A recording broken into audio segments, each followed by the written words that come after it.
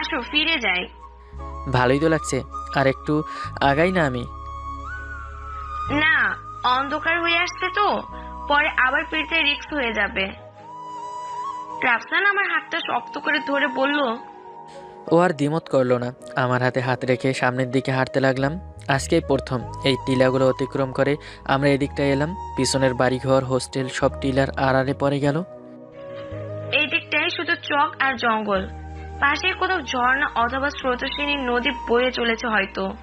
পানির টলমল শব্দ শোনা যাচ্ছে। মোটামুটি অনেকটা দূর হেঁটে যেতে জায়গাটা আমার কাছে কেমন চেনা চেনা লাগতে, কিন্তু চেনা লাগার তো কোনো কারণ নেই। এর আগে তো আমি এদিকটা কখনো আসিনি। তারপর ভালো করে চারিদিকটা দেখার পর আমি ভয়ে কাঠ হয়ে গেলাম। আরে, এই জায়গাটা তো আমার স্বপ্নে দেখা সেই, মাঝখানে বিশাল মাছ আর চারিদিকে ঝাউবন। বাস্তবে তাহলে এই জায়গাটার অস্তিত্ব আছে? আমি বিস্মিত হয়ে রাফসানকে কিছু একটা বলার জন্য ঘুরে পিছনে তাকালাম, কিন্তু রাফসানকে কোথাও দেখতে পেয়ে আমি আরো বেশি আতঙ্কিত হয়ে পড়লাম। ও তো ঠিক আমার পিছনেই ছিল, তাহলে এখন হুট করে কোথায় গেল? এই ধুধু করা খোলা মাঠে আমি সম্পূর্ণ একা, তার মধ্যে অন্ধকারে প্রায় ছেয়ে গেছে চারপাশটা। আমি ভয়ে ভয়ে ডাকতে রাফসান, রাফসান, রাফসান, রাফসান, কোথায় তুমি? কোনো জবাব তো এলোই না, বরং আমার কথাগুলি আমার কাছে প্রতিধ্বনি রূপে ফিরে এলো। আমি কিছুক্ষণ দাঁড়িয়ে থেকে ভাবলাম, আমার এখন কি রাফসানের জন্য অপেক্ষা করব নাকি হোস্টেলে ফিরে যাব। আমি যদি এই মুহূর্তে দৌড়ে হোস্টেলের দিকে যাওয়া শুরু করি, তবু অর্ধেক পথ যেতে গাঢ় অন্ধকার গ্রাসিত হয়ে যাবে। কিন্তু এখানে দাঁড়িয়ে দাঁড়িয়ে থেকেই বা কি লাভ যদি রাফসান আর ফিরে না আসে? আচ্ছা, রাফসানকে বন্য হিংস্র কোনো জীবজন্তু নিয়ে যায়নি তো? ভয়ে আমার শির দ্বারা বেয়ে ঠান্ডা স্রোত বয়ে গেল। আমি আর এক মুহূর্ত এখানে থাকবো না, সিদ্ধান্ত নিলাম যেভাবেই হোক রাত নামার আগে হোস্টেলে পিছন ফিরে শরীরের সমস্ত শক্তি দিয়ে দৌড়াতে শুরু করলাম। অনেকটা দৌড়ে টিলা পর্যন্ত আসার পর একটুখানি থামলাম শ্বাস নেওয়ার জন্য। ঠিক তখনই কোথা থেকে যেন এসে চারপাশ থেকে কতগুলো লোক আমায় ঘিরে ফেললো। মনে হলো যেন আমাকে ধরার জন্যই তারা উৎপাতে বসেছিল। প্রত্যেকের মুখে মুখোশ বাঁধা। আমি কাউকে চিনলাম না, কিন্তু এইটুকু বুঝতে পেরে গেলাম এরা আর যাই হোক ভালো মানুষ তো না বটে, আর আমার সাথে যা ঘটতে যাচ্ছে তা খুব খারাপ। আমি কিছু করে ওঠার আগে এই 5 বা 6 জনের মুখোশধারী দলটা আমায় ধরে ফেললো। তারপর আমাকে শুয়ে দিয়ে হাত পা বেঁধে ফেললো, আর কেউ একজন আমার নাকে একটা রুমাল চেপে ধরতে আমি চোখ খুললাম গির্জার ঘড়িতে রাত 3টার সংকেতে সেই ডং ডং ডং শব্দে। কিন্তু আজকে আর এই শব্দটা দূর দূরান্ত থেকে ভেসে আসছে বলে মনে হলো না। শব্দটা এত কাছ থেকে পাচ্ছি যে মনে হচ্ছে ঠিক আমার কানের কাছে ঘড়িটা ডং ডং ডং আওয়াজ করছে। থেকে লোকগুলোর কথাবার্তা ভেসে আসছে আমার কানে। আমি নড়াচড়া না করে চোখ বন্ধ করে মরার মতো পড়ে রইলাম। কিছুক্ষণ পর সেই দলটা এসে আমার চারপাশে ঘিরে ধরলো। আমি শুনতে পাচ্ছি একজন আরেকজনকে বল, কি ব্যাপার, এখনো হুঁশ আসে নাই দেখে? আরেকজন বলল, হ্যাঁ তাই তো দেখছি রে। আমি অনেক কষ্টে নিজেকে স্বাভাবিক রেখে চোখ বন্ধ করে চুপচাপ রইলাম। মনে মনে কিছুটা হাত ছেড়ে যাক, ওরা তাহলে বুঝতে পারেনি আমি যে সজ্ঞানে আছে। ওদের কণ্ঠ শুনে বুঝতে পারলাম এখানে যারাই আছে তারা সবাই মোটামুটি মধ্যবয়সী লোক, কিন্তু প্রচুর নেশা করার কারণে তাদের কথা বারবার জড়িয়ে এক পাতা টেনে ধরে রাখাতে, তার উপর চোখের মনির উপর টর্চের আলো ফেলাতে আমি আর অন্য চোখ জোর করেও বন্ধ রাখতে পারলাম না, খুলে ফেললাম। সাথে সাথে সবাই হো হো করে হেসে উঠলো। একজন খ্যাক খ্যাক করে হেসে বলল, তো দেখি অনেক চালাক, চোরের উপর বাটপারি করতে চায়। এমন বাটপারি আমগো আগে থেকেই জানা আছে। সবাই আবারও সমস্যা হেসে উঠল। আমি ভয়ে সিটিয়ে রইলাম। অজ্ঞান থাকলেও এতক্ষণ আমার সাথে খারাপ কিছু হয়নি, সেটা জ্ঞান ফেরার পরে বুঝতে পেরেছিলাম। কিন্তু এখন এই মুখোশধারী প্রত্যেকটা লোক মদ খেয়ে চূড়ান্ত মাতাল হয়ে আছে। এরা যে আমাকে ছেড়ে খাওয়ার জন্য ওদের অপেক্ষা এখানে দাঁড়িয়ে, তাদের লোলুপ দৃষ্টি দেখে বোঝা যায়। তবুও আমি কাকুতি মিনতি করতে লাগলাম আমাকে ছেড়ে দেওয়ার জন্য, কিন্তু কে শোনে কার কথা? আমাকে তারা ধরাধরি করে ওই ঘরটা থেকে বের করে কোথায় যেন নিয়ে যেতে। আমি ঘাড় ঘুরে একবার পিছনে তাকালাম। একটা পরিত্যক্ত গির্জা দেখতে পেলাম। তারা আমাকে এখানে এনে আটকে রেখেছিল। ধরাধরি করে তারা আমাকে নিয়ে উপস্থিত হলো একটা খোলা মাঠে। মাঠটার চিন্তা আমার একদম কষ্ট হলো না।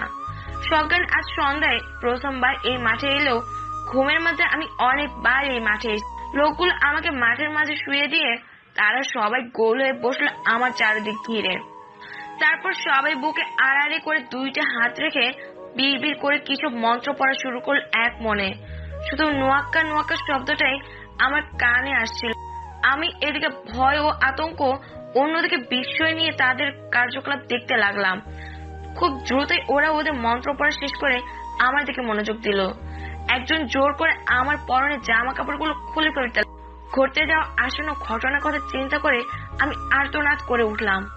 একজন এসে আমার মুখটা বেঁধে দিল। নড়াচড়া বা কথা বলার মতো আর কোনো সুযোগই রইল না আমার এই মুহূর্তে। নিরুপায়ী হয়ে আমার চোখ বন্ধ করে নিলাম। কি দোষ ছিল, চোখ বন্ধ করে নিতে একটা পরিচিত কণ্ঠ আমার কানে আসলো। তড়িৎ গতিতে আমি আমার চোখ খুলে তাকালাম। রাফসান। রাফসান হাসছে আমার দিকে চেয়ে। ওর মুখের মুখোশও খুলে নিয়েছে। স্পষ্ট ওর হাসি মাখা মুখটা আমি দেখতে পাচ্ছি। আমার দিকে উপহাসের চোখে চেয়ে চেয়ে হাসছে। আমার কাছে এবার সমস্ত বিষয়টা পরিষ্কার হয়ে গেল। রাফসান তাহলে কোথাও হারিয়ে যায়নি, আর কোনো বন্য জন্তুও নিয়ে যায়নি ওকে। ইচ্ছে করে ও আমার এখানে এই ফাঁকা মাঠে নিয়ে এসে উধাও হয়ে গিয়েছিল। তার মানে এতদিন ধরে রাফসান আমার সাথে যে ভালোবাসা অভিনয় করতো সব তবে মিথ্যে ছিল। ওর দলবল সহ আমাকে আটকে রেখে ধর্ষণ করাই তবে ওর প্ল্যান ছিল। আর আমি কত বোকা, ওর ভালোবাসাকে সত্যি ভেবে ওর সাথে সাহস করে এত দূর চলে এসেছি। আমি আর কিছু ভাবতে পারছিলাম না।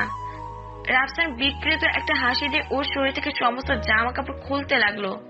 তারপর আস্তে আস্তে আমার উপরে উঠে এলো। আমার শরীরে যা কিছু বস্ত্র অবশিষ্ট ছিল সেটাও টেনে খুলে ফেললো।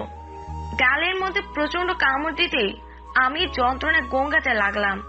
চোখের কোণ বেয়ে টপ টপ করে পানি পড়া শুরু হলো। রাফসান আরো কিছু করতে যাচ্ছিল, কিন্তু ঠিক তখনই আচমকা ঝড় উঠলো।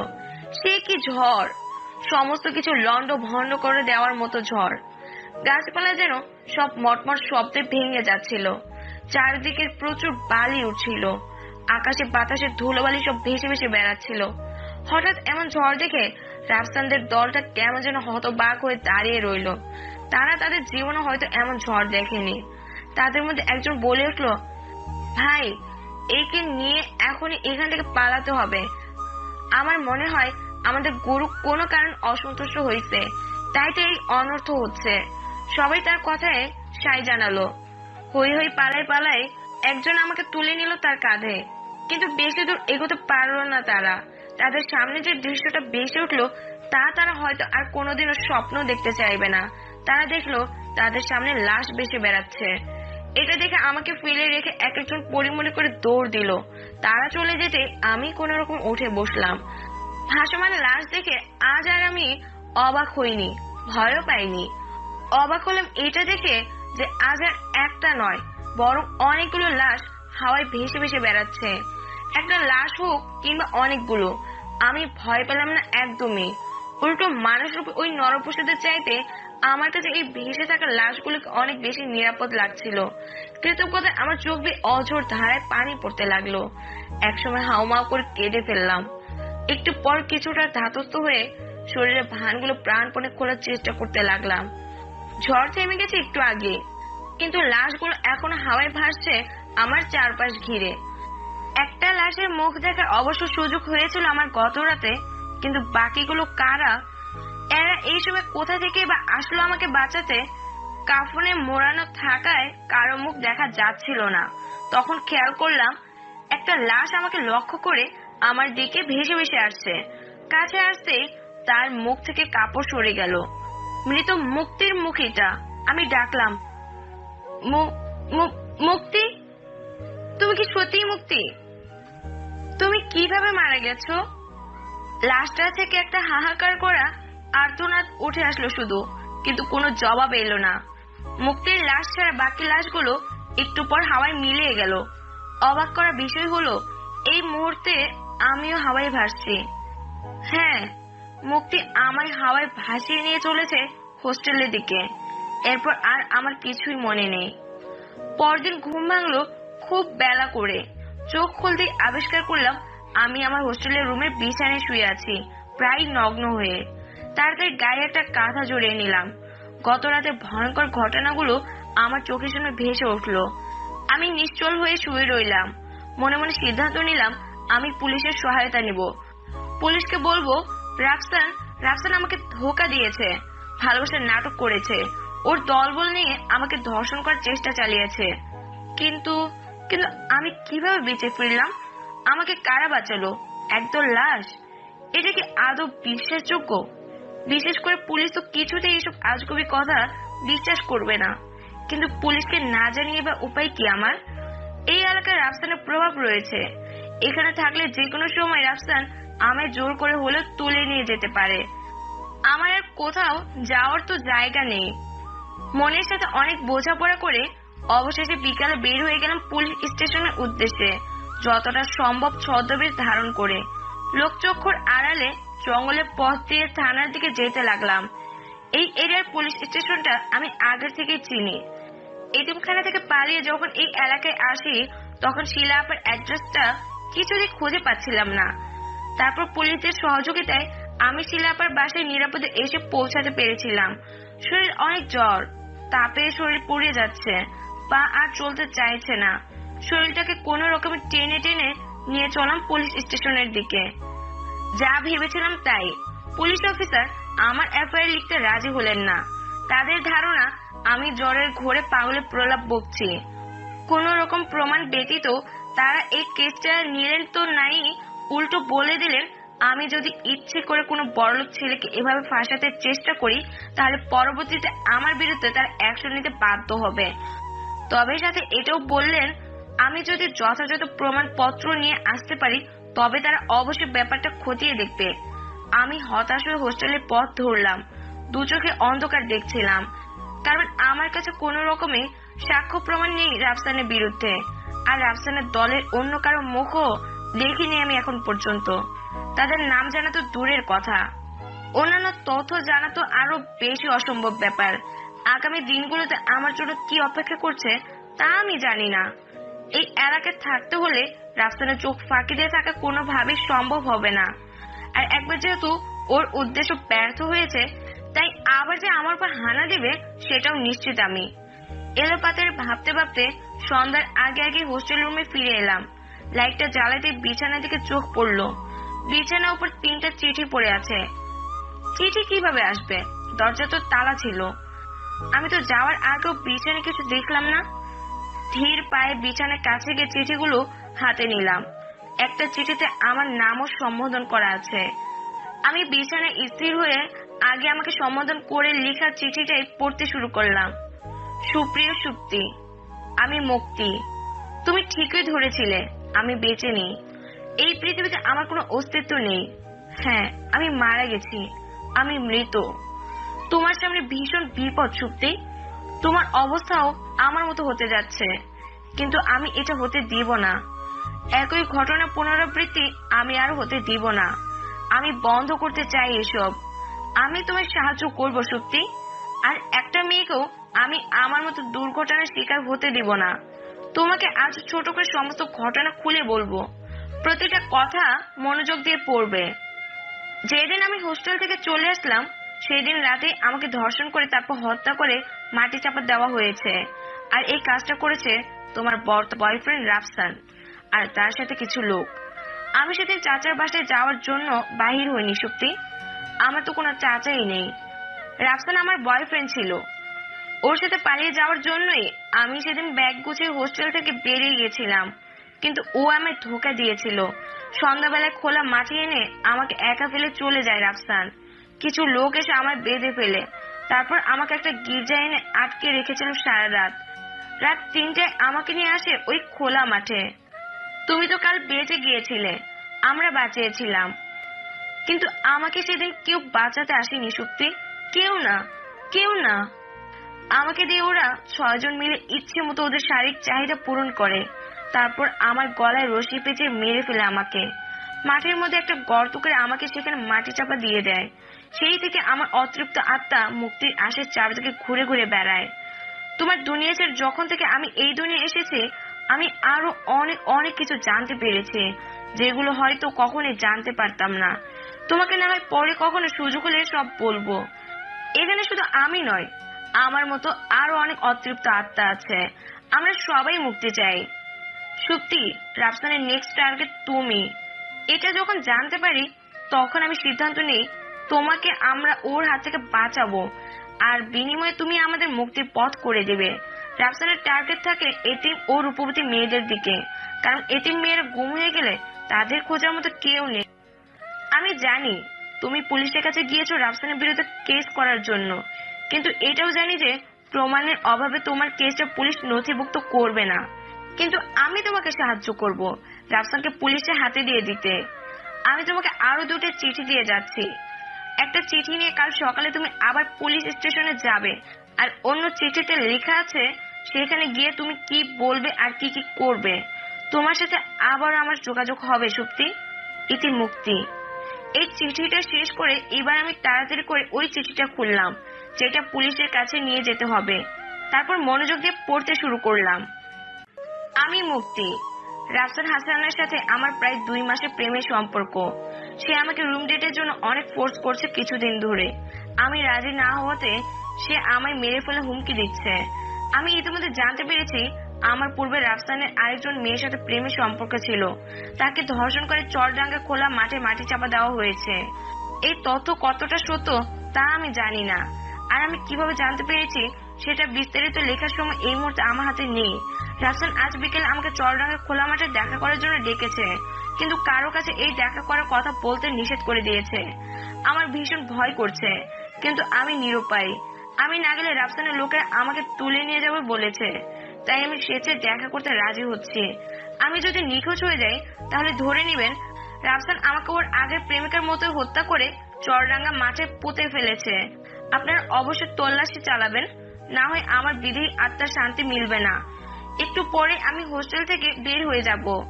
আমার রুমডেট সত্যি এই মুহূর্তে জানে আমি আমার চাচা চাচির বাসায় যাচ্ছি, কিন্তু এই চিঠিতে আমি সত্যটা বলে যাচ্ছি। আমার বিশ্বাস আমি নিখোঁজ হয়ে গেলেও কোনো না কোনো একদিন এই চিঠিটা কারো হাতে পড়বে, তখন আমি নিশ্চয় বিচার পাবো। দেশের আইনের প্রতি আমার পূর্ণ শ্রদ্ধা রয়েছে। আমার শেষ আশা, যদি আমি নিখোঁজ হয়ে যাই তবে যেন মুক্তি নিখোঁজ কেস নিয়ে গভীরভাবে তল্লাশি করা হয়। দেশের আইনে সবাই সমান। আমি এতিম আর রাফসান ধনীর দোলাল বলে যেন আইন দুজনের জন্য 2 রকম না হয়ে যায়। মুক্তির চিঠিটা পড়ে বুঝতে পারলাম সোজা আঙুলে ঘি উঠবে না বলে মুক্তি বুদ্ধি করে আসল ঘটনাকে একটু ঘুরিয়ে বিশ্বাসযোগ্য ভাবে লিখেছে, আর চিঠির ডেটটাও দিয়েছে যেদিন মুক্তি হোস্টেল থেকে চলে গিয়েছিল সেই দিনকার। এই চিঠির লেখাগুলো অন্য 2টা চিঠির মতো অত তাজা নয়, কিছুটা পুরনো। আমি আপন মনে হাসলাম কিছুক্ষণ। মানুষ হয়ে অনেক কিছু করা যায় না যা ভূতেরা করতে পারে। তারপর 3য় চিঠিটাও পড়ে নিলাম মনোযোগ সহকারে। পরদিন সকাল সকাল মুক্তির একটা লেখার খাতা আর ওই চিঠিটা নিয়ে আবার হাজির হলাম পুলিশ স্টেশনে। আমাকে দেখে পুলিশ অফিসার অনেকটা বিরক্ত হলো। হয়তো তিনি ভেবেছেন আমি কালকে কেস নিয়ে আবার ওনার কাছে ঘ্যান করতে আসছি। আমি এবার মুক্তির নিখোঁজের কেস করলাম। রাতে মুক্তির টেবিলে খুঁজে পাওয়া মুক্তির একটা চিঠি দেখতেই সকালে পুলিশ স্টেশনে ছুটে এসেছে বলে জানালাম। মুক্তির চিঠিটা পুলিশ অফিসার পড়লেন। পড়তে পড়তে ওনার কপালে বিন্দু বিন্দু ঘাম জমতে লাগলো। চিঠিটা পড়া শেষ করে তিনি বেশ চিন্তিত হয়ে পড়লেন। তারপর খাতায় থাকা মুক্তির হাতের লেখার সাথে চিঠির হাতের লেখার পরীক্ষা করালেন একজন হ্যান্ড রাইটিং এক্সপার্টকে ডেকে এনে। এটা যে মুক্তির হাতের লেখার চিঠি সেটা অবশেষে নিশ্চিত হলেন। পরের ঘটনাগুলো খুব দ্রুতই ঘটে গেল। পুলিশ অফিসারটি আমাকে সাথে নিয়ে তার ফোর্স সহ চরডাঙ্গা খোলা মাঠে এসে উপস্থিত হলেন। প্রয়োজনীয় কর্মী ও সরঞ্জামাদি এই নিয়ে মাটি খোঁড়াখুড়ি শুরু হলো। অবাক করা বিষয় হলো সেখানে শুধু মুক্তি নামে একটা মেয়ের লাশ মিলল না, সম্পূর্ণ মাঠটা খুঁড়ে প্রায় শতাধিক কঙ্কাল সেখান থেকে বের হলো। পুলিশ অফিসারটি বিষয়ের চরম সীমানে পৌঁছে গেলেন। তার এলাকাতে কতদিন ধরেই না তাহলে এসব চলছে, অথচ তিনি ঘুণাক্ষরেও টের পাননি। এটা কিভাবে হতে পারে? অবাক করা বিষয় আরেকটিও আছে। মুক্তি এই মাঠে সর্বশেষ নির্যাতিত লাশ হলেও হিসাব মতো ওর মৃত্যু ঘটেছে প্রায় 18 থেকে 20 দিন আগে, কিন্তু আশ্চর্যজনক ভাবে ওর লাশ এখনো একদম পচন ধরেনি। দেখে মনে হচ্ছে আজ ওই মেয়ের মাটি চাপা দেওয়া হয়েছে। বিষয় সব দমন করে মুক্তির তাজা লাশ আর বাকি সব কঙ্কাল মর্গে পাঠানো হলো। মুক্তির লাশ অক্ষত থাকায় সেটা ফরেনসিক ডিপার্টমেন্টে পাঠিয়ে দেওয়া হলো। আমার কাছে কেন যেন মনে হলো ঠিক এই ফরেনসিক টেস্টের উপযোগী থাকার জন্য লাশটা এখন অক্ষতই রয়ে গেছে। ফরেনসিক ডিপার্টমেন্টের হেড সহ সবার মনে একটাই প্রশ্ন, এই লাশ এতদিন ধরে মাটি চাপা থাকার পরও পচন ধরেনি কেন? তাদের চাকরি জীবনে তারা এই ধরনের কেস কখনো পায়নি, কিন্তু তাদের প্রশ্নের উত্তর তারা কেউ খুঁজে পায়নি। কিছু প্রশ্নের উত্তর হয়তো জানা যায় না কখনোই, কিংবা না জানাটাই উত্তম। ফরেনসিক টেস্টের রিপোর্ট অনুযায়ী লাশটিকে হত্যার আগে গণধর্ষণ করা হয়েছিল, তারপর গলায় দড়ি পেঁচিয়ে হত্যা করা হয়েছে। মুক্তির চিঠিতে রাফসানের নাম উল্লেখ থাকায় রাফসানকে আগে হেফাজতে নিয়ে গিয়েছিল পুলিশ। তাকে রিমান্ডে নিয়ে জিজ্ঞাসাবাদ করতে সে ভয়ে সবকিছু স্বীকার করে নিল। তার সাথে স্থানীয় আরো 5 জনকেও গ্রেফতার করে নিল পুলিশ। খুব অল্প সময়ে সারা দেশে ছড়িয়ে পড়ল এই ঘটনা। ধর্ষণ করে করে প্রায় শতাধিক কলেজ স্টুডেন্টকে মাটি চাপা দেওয়া আর বন্য প্রাণীতে নিয়ে গেছে বলে প্রচার করে দেওয়া, এরকম চাঞ্চল্যকর ঘটনা দেশবাসী আগে শুনেনি কখনো। সারা দেশে একটা চাপা জাগরণ শুরু হয়ে গেল। কেউ কেউ দেশের দুর্বল আইনের প্রতি আঙুল তুলতে লাগলো। এমন পরিস্থিতিতে যত দ্রুত সম্ভব এই কেসের ফয়সালা শুনিয়ে কেস ডিসমিস করে দেওয়ার জন্য চাপ আসতে লাগলো উপর থেকে। সকল প্রমাণাদি রাফসান ও তার দলবলের বিপক্ষে থাকায় কেসটা একদম পানির মতো পরিষ্কার ছিল। মিথ্যা প্রেমের জালে ফাঁসানো, কুরুচিপূর্ণ মানসিকতা, শতাধিক মেয়েকে ধর্ষণ ও হত্যা করার অপরাধে রাফসান ও তার 5 জন সহযোগীকে আমৃত ফাঁসিতে ঝুলিয়ে মৃত্যুদণ্ড প্রদানের রায় দেওয়া হলো আদালত থেকে। আর সেই রায় 2 দিনের মধ্যে কার্যকর হলো। এদিকে রাফসানের বাবার অর্থবিত্ত কিছুই করতে পারলো না দেশের আইনের বিরুদ্ধে গিয়ে রাফসানকে বাঁচানোর ব্যাপারে। রাফসানের বাবার মানসিক অবস্থা এখন পাগল প্রায়। সময় মতো তিনি তার সন্তানকে শাসন করেননি, কোনো অন্যায় বাধা দেননি, সবসময় সকল ধরনের অনৈতিক কাজে প্রশ্রয় দিয়ে গেছেন। সেটারই ফল ভোগ করছেন তিনি। অনেক দিন পর আজ রাতে একটা শান্তির ঘুম দিলাম। যাক, অবশেষে আমি পেরেছি রাফসানকে তার পাপের যোগ্য শাস্তি দিতে। মানসিক প্রশান্তি নিয়ে বিছানায় গা এলিয়ে দেওয়া মাত্রই ঘুমিয়ে গেলাম। ঘুম ভাঙলো ডং ডং ডং শব্দে। চোখ খুলে তাকে দিয়ে দেখলাম আমি দাঁড়িয়ে আছি চরডাঙ্গা মাঠে। আমার চারিদিকে অসংখ্য লাশ ভেসে বেড়াচ্ছে। আজকে এই পৃথিবীতে তাদের শেষ দিন। আজকের পর থেকে তারা অন্য জগতে চলে যাবে চিরদিনের জন্য। তাদের যে আজ মুক্তি ঘটেছে, তাদের আনন্দে আমারও খুব আনন্দ লাগছে। আজ চোখ দিয়ে পানি পড়ছে আমার। এতগুলো লাশের সাথে রাত 3টায় আমি একজন জীবিত মানুষ দাঁড়িয়ে আছি, কিন্তু আমার একটু ভয় লাগছে না। এই লাশগুলোকে আমার খুব আপন লাগছে। একটা লাশ আমার দিকে এগিয়ে আসছে। আমি নিশ্চিত এটা মুক্তির লাশ। আমার কাছে আসতেই মুক্তি প্রাণ খুলে হেসে উঠল। ঠিক ও জীবিত থাকতে যেভাবে হাসতো, ঠিক সেই ঝরঝরে হাসি। ওর দেখা দেখি সবগুলো লাশই মনের আনন্দে হেসে উঠল। আজ তারা সবাই খুশি। যাওয়ার আগে মুক্তি আমাকে কিছু কথা বলে যেতে চাইলো, যেগুলো ও না বললে আমি হয়তো কখনই জানতেই পারতাম না। মুক্তি বলতে শুরু করলো, সবাই জানে রাফসানরা ওদের শারীরিক চাহিদা মেটানোর জন্য ধর্ষণ করতো মেয়েদের, তারপর ঘটনাটা ধামাচাপা দেওয়ার জন্যই হত্যা করে ফেলতো। আসলে ব্যাপারটা তা নয়। রাফসান আর ওর 5 সঙ্গী ছিল নোয়াক্কা দেবতার শয়তানের অনুসারী। ওদের দেবতার নির্দেশ অনুযায়ী ওরা রূপবতী মেয়েদের ধরে এনে দেবতার হয়ে ধর্ষণ করত, তারপর দেবতার নামে হত্যা করে মাটি চাপা দিয়ে দিত। ওদের এই নারকীয় ঘটনার প্রথম শিকার হয় যে মেয়েটি, সেই মেয়েটি ছিল ওই যে ওইদিকে যে পরিত্যক্ত গির্জাটা দেখতে পাচ্ছ, সেই গির্জার পাদ্রী একমাত্র মেয়ে। রাতের বেলা মেয়েটিকে টেনে হিচড়ে এই বদ্ধভূমিতে নিয়ে এসে যখন ধর্ষণ করা হচ্ছিল, তখন ঘড়ির কাঁটায় রাত 3টা বেজেছিল। ঘড়ি সেই ডং ডং ডং শব্দ এই ঘটনার নীরব জ্বর সাক্ষী হয়েছিল। আরো একজন সাক্ষী ছিল, যে ছিল জীবন্ত সাক্ষী। মেয়েকে যখন টেনে হিচড়ে নিয়ে যাওয়া হচ্ছিল, তখন তার বাবা অর্থাৎ গির্জার পাদ্রীর ঘুম ভেঙে যায়। সে আড়ালে দাঁড়িয়ে নিরুপায় হয়ে সমস্ত ঘটনাটি দেখে, কিন্তু ছাড়া পায়নি সেও। রাফসানদের দলের একজন দেখে ফেলে বৃদ্ধ সেই পাদ্রীকে। তাকে খুবই জঘন্যভাবে হত্যা করে রাফসানরা। তারপর একটা গাছে লটকে দেয় পাদ্রীর মৃতদেহটি। পরদিন সকালে গ্রামবাসীরা দেখতে পায় বৃদ্ধ সেই পাদ্রীর বিভৎস মৃতদেহ গির্জার কাছে একটা হিজল গাছের সাথে ঝোলানো। লাশটির চোখগুলো ছিল না, চোখের গর্ত দুটো ফাঁকা ছিল। জিহ্বা টেনে সবটা বাইরে বের করে ফেলা হয়েছে। হাতের নখগুলো সব উপড়ে ফেলা হয়েছে। কান দুটো বিচ্ছিন্ন করে ফেলা হয়েছে মাথা থেকে। মৃত্যুর আগে পর্যন্ত তার সারা মুখে যে একটা অব্যক্ত ভয়ের স্পষ্ট আলামত ছিল, তা স্বচক্ষে দেখতে পায় গ্রামবাসী। সেই সাথে তার যুবতী মেয়েটিও নিখোঁজ। গ্রামবাসীরা সবাই ভেবে নেয় এটা কোনো শয়তানের কাজ হবে, বৃদ্ধকে মেরে মেয়েকে নিয়ে গেছে। ভয়ে যে যার মতো করে সটকে পড়ে সেখান থেকে। এরপর থেকে গির্জাটা বন্ধ হয়ে গিয়েছিল। কিন্তু এরপর থেকে ঠিক রাত 3টা বাজতেই গ্রামবাসীরা এই পরিত্যক্ত গির্জা থেকে ডং ডং ডং শব্দ শুনতে পায় আজও। ঘড়িটা যেন আর্তনাদ করে গ্রামবাসীদের জানাতে চায় এক অভিশপ্ত রাতের কাহিনী। আমি বিমর্ষ হয়ে মুক্তির কথাগুলো শুনছিলাম। এরকম হৃদয় বিদারক ঘটনায় আমার বুকটা হু হু করে ওঠে। নিজেকে সামলে নিয়ে অনেকটা কৌতূহলের সাথে মুক্তিকে বললাম, চলেই তো যাচ্ছ তোমরা আজ। তোমাদের সঙ্গীদের মুখগুলো কি আমি প্রথম ও শেষবারের মতো দেখতে পারি আজ?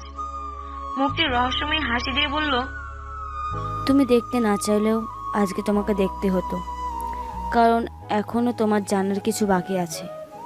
সবগুলো লাশের মুখ থেকে এক একে কাপড় সরে যেতে লাগলো। আমি অবাক হয়ে তাদের মুখগুলোর দিকে তাকিয়ে রইলাম। এরা তো আরোহী, তিন্নি, শান্তা, রাহি, আদিবা, নুসরাত, মৌন, নিজুম, অহনা আপুরা। যাদের মুখ আমি দেখতে পেলাম এরা বেশিরভাগই আমার পরিচিত মুখ। এতিমখানায় এদের সাথেই তো আমি বড় হয়েছি। মাধ্যমিক শেষ করার পর ওনারা নাসরিন ম্যামের সহযোগিতায় ভিন্ন ভিন্ন সময়ে একে একে সবাই পালিয়ে গিয়েছিলেন এতিমখানা থেকে। অনেকক্ষণ মাথায় সব জট পাকিয়ে থাকার পর আস্তে আস্তে সমস্ত ঘটনাটা আমার কাছে পরিষ্কার হলো। আমি মুক্তিকে সরাসরি প্রশ্ন করলাম, নাসরিন ম্যাম কি নোয়াক্কা শয়তানের উপাসনাকারী? মুক্তি একটা দীর্ঘশ্বাস ছাড়লো, তারপর শান্ত ও কঠিন গলায় বলতে শুরু করলো, শুধু তোমাদের নাসরিন ম্যাম নয়, আমাদের শিলা আপাও এই দেবতার অনুসারী। নাসরিন ম্যাম এতিমখানা থেকে মেয়েদের অজান্তেই তাদের পাচার করে দিতেন শিলা আপার কাছে। শিলা আপা মেয়েদের এই কলেজে ভর্তির সব ব্যবস্থা করে দিতেন। রাফসান, যে কিনা বছরের পর বছর একই ক্লাসে থেকে এইসব এতিম মেয়েদের যাদের স্ত্রীগুলো কেউ নেই, যারা নিখোঁজ হলেও কারো কিছু যায় আসে না, তাদেরকে নিজের প্রেমে জালে ফাঁসাতো। তারপর সবার শেষ পরিণতি এই হালই করত। সমগ্র পৃথিবীতে এখন পর্যন্ত মোট 8 জনের নোয়াক্কা দেবতার উপাসনাকারী আছে। এই এলাকা দিয়েই নোয়াক্কা দেবতা তার আধিপত্য শুরু করেছে। তার উদ্দেশ্য আস্তে আস্তে সমগ্র পৃথিবীতে প্রতিটা জায়গায় তার উপাসনার জন্য শিষ্য তৈরি করা। এইসব বিষয় আমি আগে জানতাম না। মৃত্যুর পর অনেক কিছু জানা যায় সত্যি। মুক্তির কথার মাঝখানেই দূর থেকে ভেসে আসলো ফজরের আজানের সুর। মুক্তি বলল, আমাদের হাতে আর সময় নেই শক্তি, আমরা সারা জীবনের জন্য চলে যাচ্ছি এই জগৎ থেকে। তুমি ভালো থেকো বন্ধু, তোমাকে জানাই কৃতজ্ঞতা। আমি উত্তেজিত হয়ে বললাম, কিন্তু কিন্তু মুক্তি, নোয়াক্কা দেবতার 6 জন শিশু তো মরেছে, কিন্তু 2 জন তো এখনো বেঁচে আছে। তাদের নির্মূল না করলে তো তারা আবার ডালপালা ছড়াবে। কিছু একটা করে যাও মুক্তি, প্লিজ কিছু একটা করে যাও। মুক্তি কোনো জবাব দিল না, হয়তো আমার কথা শুনতেই পায়নি। লাশগুলো ভাসতে ভাসতে দূরে চলে যাচ্ছে। তা দেখে কেমন একটা চাপা কষ্টে আমার বুকটা ভারী হয়ে উঠতে লাগলো। দেখতে দেখতে চোখের সামনে থেকে অদৃশ্য হয়ে গেল লাশগুলো। মানুষ প্রিয়জন হারালে যেভাবে ভেঙে পড়ে, আমিও সেভাবে হাউমাউ করে কাঁদতে কাঁদতে মাঠের মাঝখানে বসে পড়লাম। খুব কষ্ট হচ্ছে আজ আমার, খুব কষ্ট হচ্ছে। বুকের ভেতরটা একদম ফাঁকা ফাঁকা লাগছে। মনে হচ্ছে আমার আপনজনদের আমি হারিয়ে ফেলেছি এইমাত্র। আমি কাঁদতে কাঁদতে অজ্ঞান হয়ে গেলাম। পরদিন সকালে ঘুম ভাঙলো চিরাচরিত নিয়মে সেই হোস্টেলের বিছানাতেই। ফ্রেশ হয়ে নাস্তা করে লাইব্রেরিতে গেলাম খবরের কাগজ পড়তে। খবরের কাগজের হেডলাইনের দিকে চোখ পড়তেই আমার চোখ আটকে গেল। এক রাতেই শহরের 2 প্রান্তে 2 রমণী রহস্যজনকভাবে মৃত্যু। আমি তাড়াতাড়ি এবার বিস্তারিত পড়তে শুরু করলাম। আকস্মিক ঘটনায় শহরের 2 প্রান্তে 2 জন নারীর একই পদ্ধতিতে মৃত্যু ঘটেছে গতকাল রাতে। জানা যায় রমণীদের মধ্যে একজন ছিলেন ফুলকলি, এতিমখানার সিনিয়র শিক্ষিকা নাসরিন আরা খানম, আর অপরজন ছিলেন AKSP মহাবিদ্যালয়ের সিনিয়র কেরানি জনাবা শিলা চ্যাটার্জি। আরো জানা যায় যে মৃত 2 জন নারী একে অপরের বন্ধু ছিলেন। তাদের 2 জনের এই হঠাৎ মৃত্যু দেশবাসীকে করে দিয়েছে অবাক। তাদের মৃত্যুর প্রাথমিক কারণ হিসেবে ধরে নেওয়া হচ্ছে। আমি আর বাকিটা পড়ার প্রয়োজন মনে করলাম না। পত্রিকাটা ভাঁজ করে রেখে বেরিয়ে এলাম লাইব্রেরি থেকে। বাইরে সকালে রোদ ঝলমল করছে। হোস্টেলে মেয়েরা সব ফিরে আসতে শুরু করেছে তল্পি তল্পা নিয়ে। কাল থেকে কলেজ খোলা। আমি হোস্টেলের সামনে খোলা মাঠে দাঁড়িয়ে 2 হাত 2 দিকে প্রসারিত করে একটা দীর্ঘশ্বাস ছাড়লাম। কেউ না জানলেও আমি জানি শহরের 2 প্রান্তে 2 জন নারীর হত্যা রহস্য। এই রহস্যটা পৃথিবীর সকলের কাছে অজানাই থেকে যাবে, শুধু আজ থেকে এই কলেজে আমরা এতিমরা মুক্ত, স্বাধীন। আর কোনো ভয় নেই আমাদের। এখন থেকে আর কোনো মেয়ে কিছুদিন পর পর উধাও হয়ে যাবে না। পৃথিবী থেকে মানুষরূপী কিছু হিংস্র প্রাণীরা বিদায় নিয়েছে যে। একদিন আমিও বড় হব, এই কলেজের গণ্ডি পেরিয়ে পৃথিবীর বিভিন্ন জায়গায় ঘুরে বেড়াবো, দু চোখ ভরে নির্মল এই পৃথিবীকে দেখবো। আমার দু চোখ ভর্তি স্বপ্নরা এভাবেই উকি ঝুঁকি দিতে থাকে।